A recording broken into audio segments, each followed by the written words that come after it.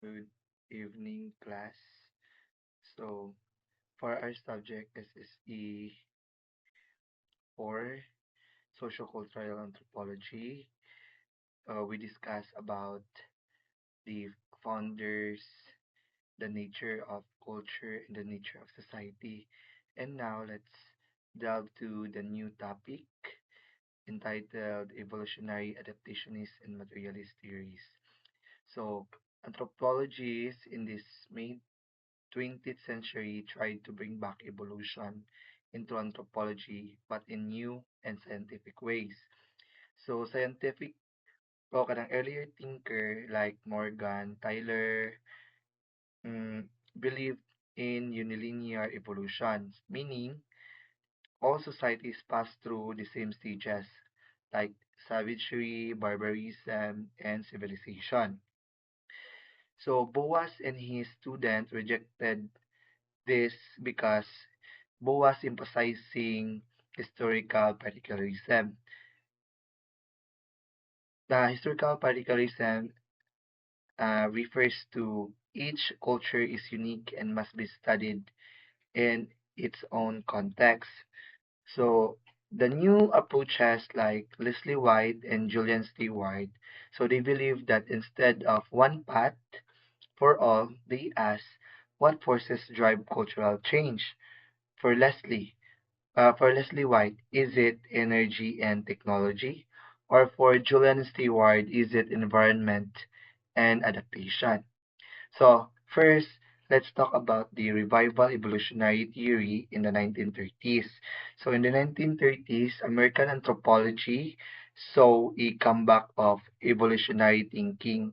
This was a reaction against Franz Boas and his followers, who believed each culture was unique and should only be studied in its own history, o atong gitawag og historical particularism. So, many younger anthropologists felt that Boas' approach was the descriptive and he didn't explain why culture changed, so they revived evolutionism, but in new way, focusing on causes of change rather than just stages.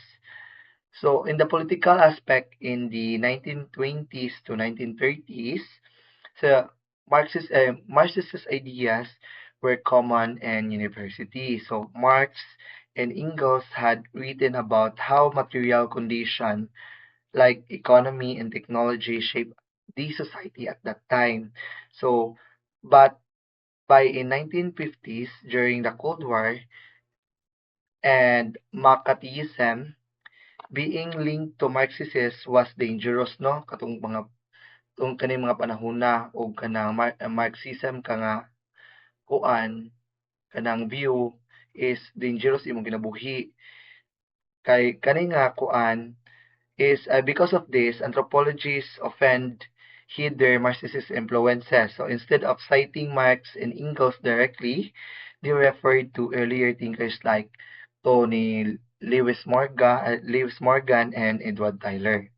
Ngano man, nganong kuan man because kanang scholar ani nga time is risk kanang na sana losing their jobs and reputation of Marxist ka. So politics shape how scholars presented their ideas.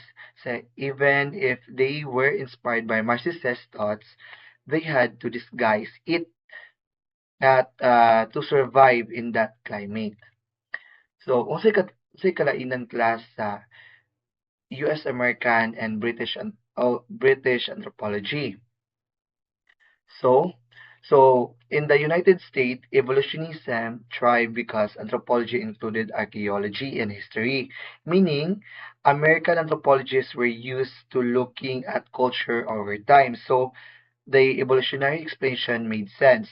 So, ang Britain pod, anthropology focused more on social structure in the present. So, nara sila sa present permanently ang Britain. So, British anthropologists studied kinship, rituals, and institution at one point in time. So evolutionism had less influence there. So in short, US anthropology looked at history and change, while British anthropology focus on the present. So, unsa day contribution sa neo-evolutionist sa anthropology? First, ay like kanang Leslie White and Julian Stewart made an important kanang contribution sa anthropology. First, they asked about the causes of cultural change, not just describing culture. Second, they emphasizes materials explanations, how environment, technology, and production shaped the society at that time. So they argued that materials factors come first. Ideas, belief, and traditions are important, but they often grow out how people met their basic needs. So to understand culture, look at how people survive, what they eat, how they farm, what tools they use. These materials condition explain much of cultural development. So let's talk about the first thinker of neo-evolutionists. So first, let's talk about the Leslie White. So Leslie White was born on 1900s to 1975, revived cultural evolution in American anthropology, directly challenging Franz Boas' historical particularism. White argued for a science of culture nga gitawag niya og culturology that sought universal laws rather than just describing individual culture. So nganong ni against man si White sa idea ni Franz Boas? So let's talk about first Franz Boas. So Franz Boas, often called the father of American anthropology, mm, believed that culture should be studied in their own unique historical context. So he rejected the idea of universal laws, arguing that each culture develops independently based on its history, environment, and circumstances. So Leslie White strongly opposed this view because he argued that anthropology should not just describe culture but discover general laws of mm, cultural evolution that applies across societies. So for White, culture was not a random or purely historical. It followed predictable patterns. So Boas said every culture is unique and can't be compared. So White disagreed because he believed that all culture change in similar ways. So following universal rules like scientific laws. So kinsa din na si Leslie White class. So si Leslie White studied psychology and anthropology and eventually teaching at the University of Michigan. He was politically committed to socialism, which influenced his views on societies and progress. So his theories mm, were controversial. Why nga nung controversial man? So colleagues criticized him because colleagues criticized him, or even the Catholic Church attacked his idea because these seemed to challenge religious explanations of human development. Despite opposition, his work spread widely and shaped debates in anthropology. So White was a professor with bold ideas. Some groups disliked him, but his theories became famous and influenced many students and scholars.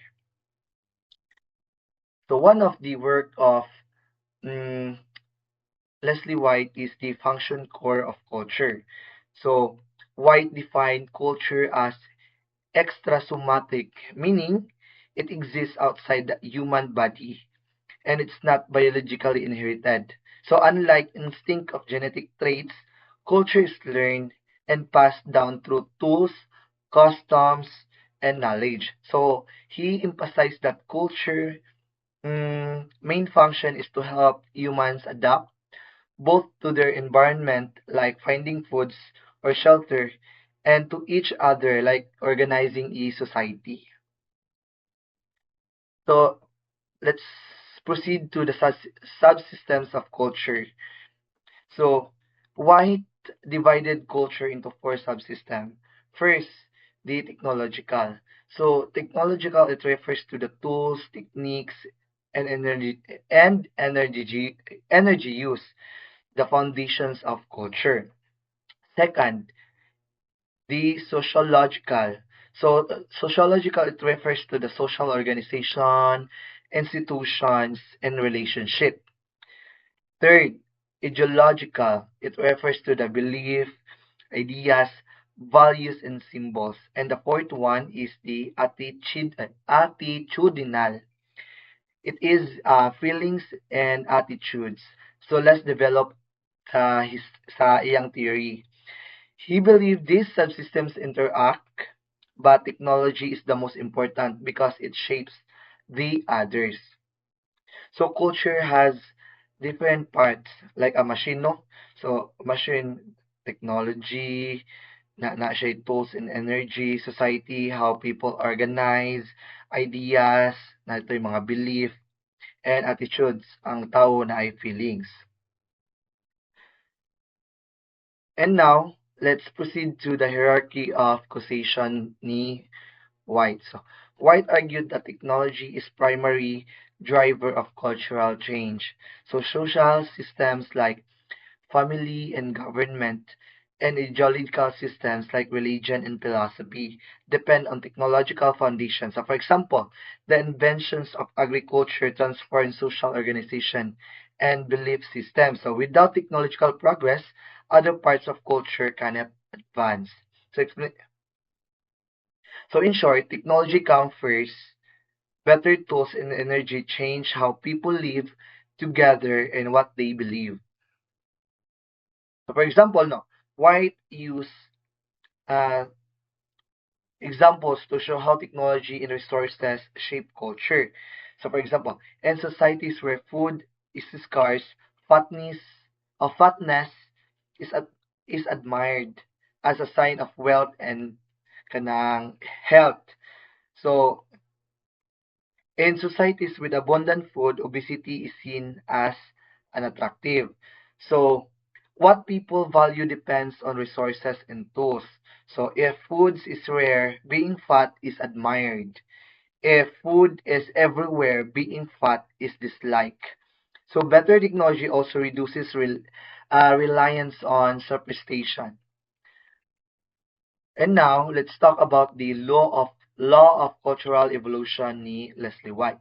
So his central claim was that technology and energy use are the foundations of cultural evolution. So he divided culture into subsystems.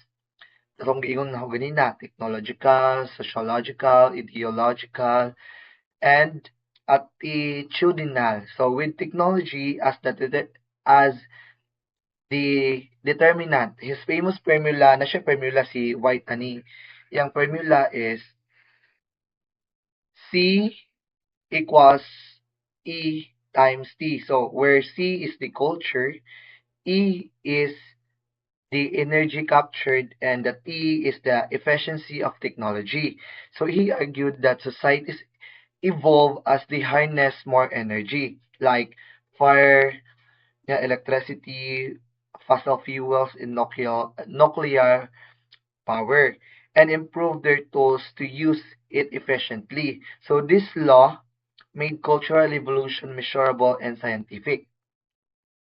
So culture grow stronger when they capture more energy like fire, electricity, fossil fuels, and use it more efficiently. And now let's talk about the science of culture ni Leslie White. So White wanted anthropology to be a true science, because discovering universal laws of culture, I he rejected that idea that history or great men or ang great man is kanang powerful individuals drive cultural change. So instead, he believed cultural evolution is deterministic and inevitable.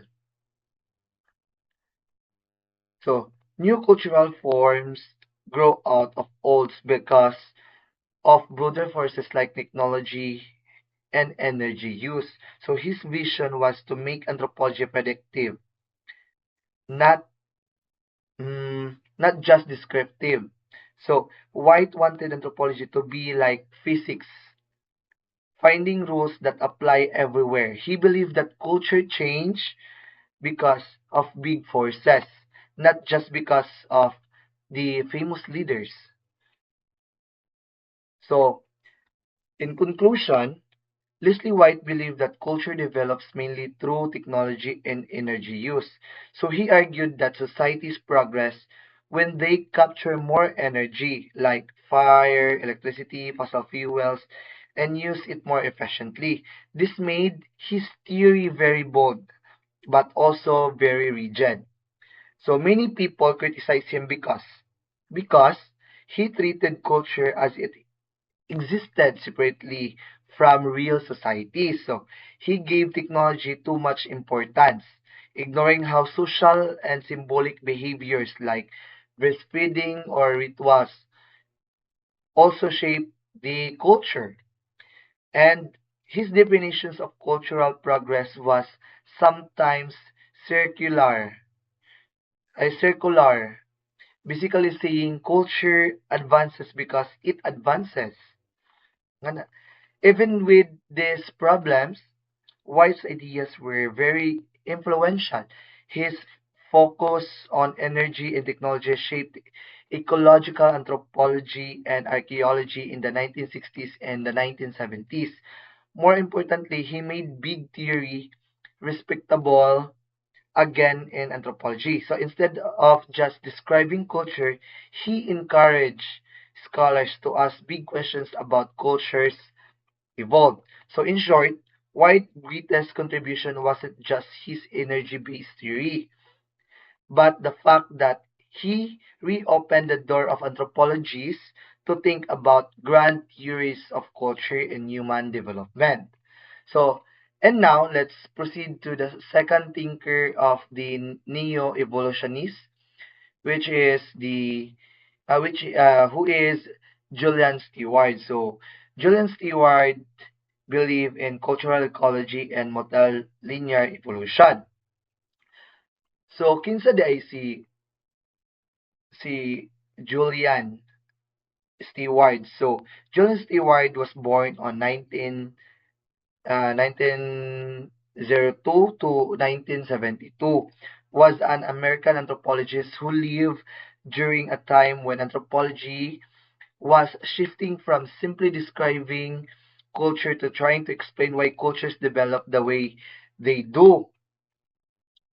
So early anthropologists like Franz Boas focused on historical particularism. So the idea that each culture is unique and must be studied in its own history. Others like Leslie White emphasizes cultural evolution, arguing that all societies move through similar stages of development. Stewart positioned himself in between. Nagpatunga si Julian Stewart because he wanted explanation, but he rejected the idea that all societies follow the same path. So iyang rejected butong kuan katong idea ni Morgan and ni Tyler nga unilineal evolution. So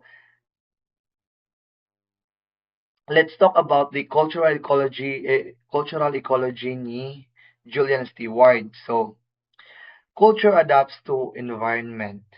So cultural ecology is the study of how human societies adapt to their environment. So Julian Stewart believed that the environment is not just a backdrop, it actively shapes the culture. So to and Julian Stewart also believed to understand a society, we must look at how people use technology, organize themselves, and how those survival strategies ripple outward into politics, religion, and social life. So he introduced the idea of cultural core, so the set of practices and institution most closely tied to survival, the food getting, technology, and social organization. So imagine na to no, a classroom with only chalk and blackboard. So ang teaching methods will be simple, like lecture, writing notes, and oral recitation ra jud. So, og ato pong ibutang nga, if the classroom had computers and projectors, teaching methods would be more advanced. So the tools shape the learning environment. Nakuha? Okay, so let's proceed to the behavior patterns. So, Julian Stewart believed that how people organize themselves to use those resources. So, different resources require different social behaviors. For example, og individual hunting. So, small animals or plant can be gathered alone, di ba? Og kuan ra gamay ra nga kanang animals imong kwaon or gamay ra nga kanang plants imong kwaon, so di na ka mag-need og kauban, so imo na lang kaugalingon. So og moingon tag communal hunting, so large animals like deer or buffalo, so requires cooperation no kay dagko naman siyang animal, so need na siyang tabangan og kuan og need na pud siya og planning ug unsaon pagdakop o group effort. So ato na lang i-think no nga, if the task is simple, so answering or kanang nag-answer ta sa atong mga worksheet, student can work alone, di ba? Nakakita nga estudyante is magtuon ta, makatuon na matagita-kita ra. If the task is complex or kanang lisod, building a group project is required na jud no student must cooperate the resource or shapes the social behavior. And now, let's talk about the impact on other aspects of culture.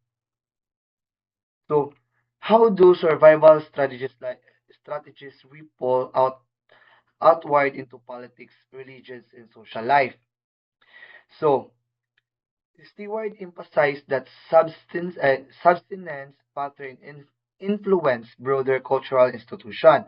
So, for example, in the Great Basin, Sushon, like scarcity meant no one could accumulate surplus or foods. So, without surplus, there was no basis for social classes or powerful leaders. So, in result, egalitarian society. So everyone was relatively equal. Decision where shared leader was minimal. So in contrast, societies with surplus like irrigation, katong farmers in Egypt or mitong mga Mesopotamia sa una could support specialists or leader in eventually the states. So atong imagine lang no nga ang group of classmates with only one textbook. So no one can dominate because everyone has equal access to limited resources. So decisions are shared and equality is maintained. But if one student owned many books, they could control who studies and when creating hierarchy. And now, let's continue to the multilinear evolution ni Julian Stewart. So, unsa din ang multilinear class?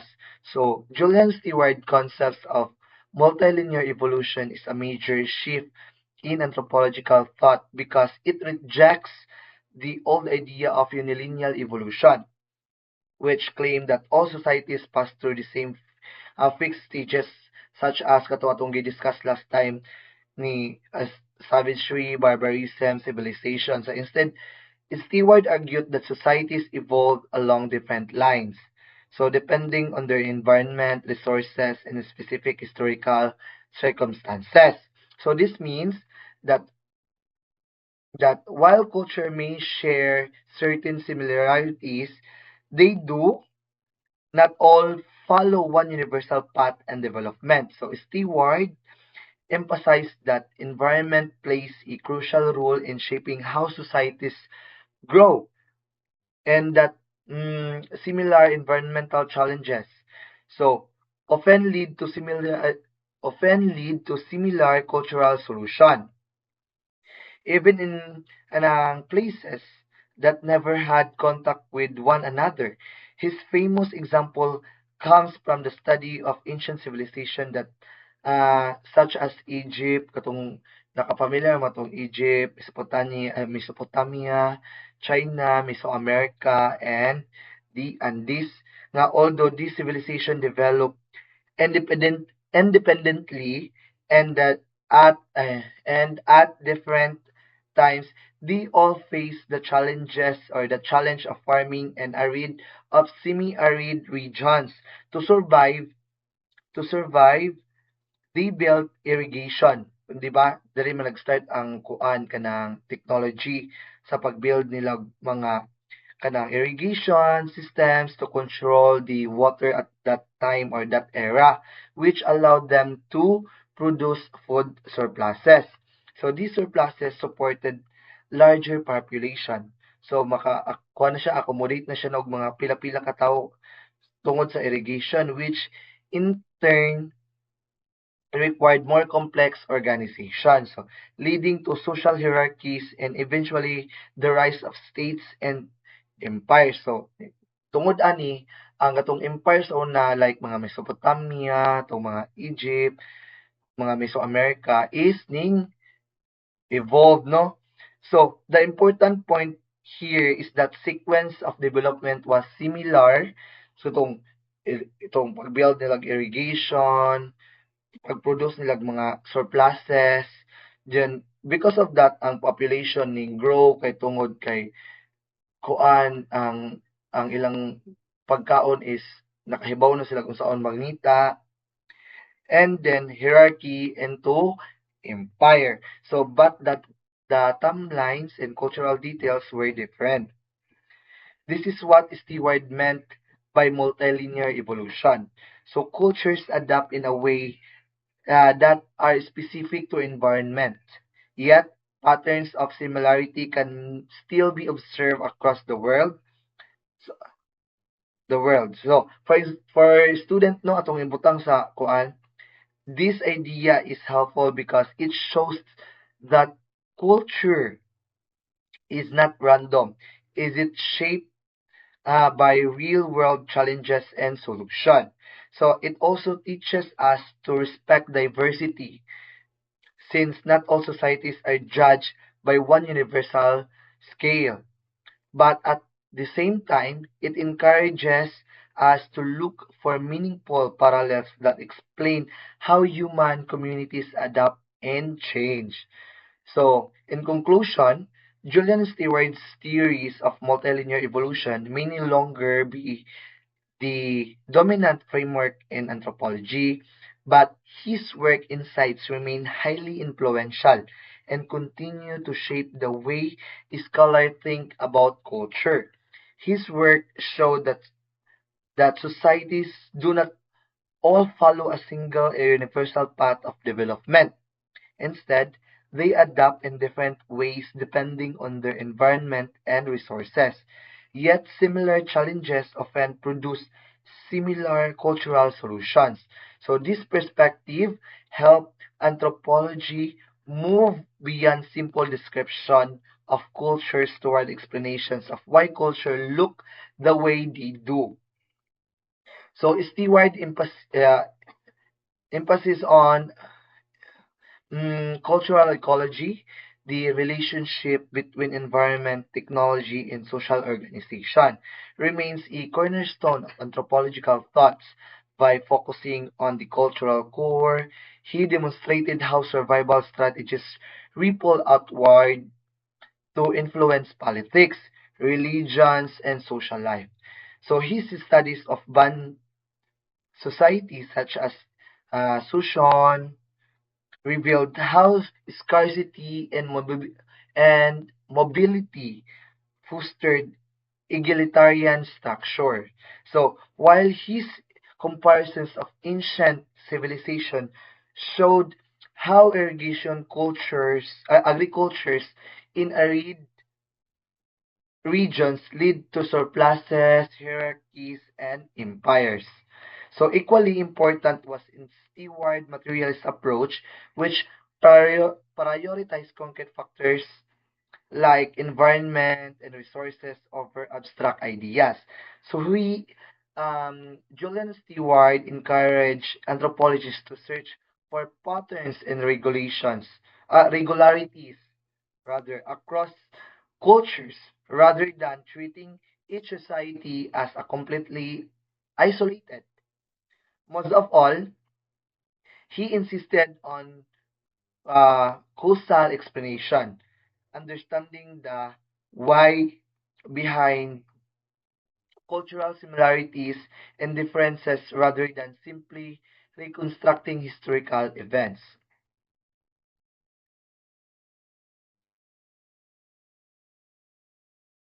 That's all.